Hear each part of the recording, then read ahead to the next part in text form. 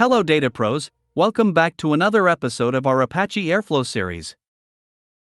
In our previous video, we explored the power of airflow sensors and how to use them effectively in your DAGs by tweaking their parameters. Now, with a solid foundation in sensors, let's move forward and understand why we need deferrable operators and triggers. We're familiar with how sensors periodically check for a specific condition to be met. Once the condition is met, the sensor task is marked complete, allowing downstream tasks to execute. An excellent example of this use case is monitoring an S3 bucket for a specific file. Once the file is uploaded, a subsequent task can be executed to process and load it into the target table. By default, sensors run in poke mode, which occupies a full worker slot for the entire duration of the task, even if they are inactive or sleeping most of the time. The Reschedule mode partially mitigates this issue by allowing sensors to occupy worker slots at fixed intervals, but it doesn't provide a complete solution. As the demand for worker slots increases, organizations are faced with higher operational costs. It is imperative to implement a solution that reduces worker slot usage, thereby lowering costs and increasing the overall efficiency of your DAGs. This is where deferrable operators come in. A deferrable operator is designed with the ability to suspend itself and completely free up the worker slots when it knows it has to wait, and hand off the job of checking the condition to something called a trigger.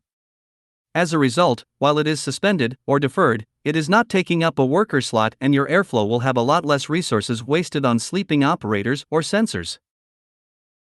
In general, worker slots can handle only one task at a time, meaning that if you have 100 sensors running concurrently, you will require 100 worker slots.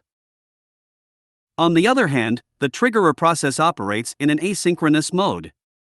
This means that a single lightweight triggerer process can efficiently manage all 100 sensors simultaneously without blocking each other. To confirm whether the triggerer is running in your Airflow instance, navigate to Cluster Activity and check the status of your triggerer. Please note that not all sensors or operators are deferrable. Verify the documentation of a specific operator to see if it has the deferrable parameter. This is the same DAG we explored in our last video. Let's make the S3 key sensor task as deferrable and understand how it affects worker slot allocation.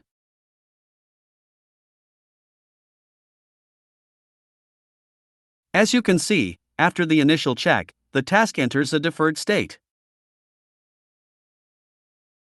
It no longer occupies the available worker slots. Instead, the responsibility is now transferred to a trigger.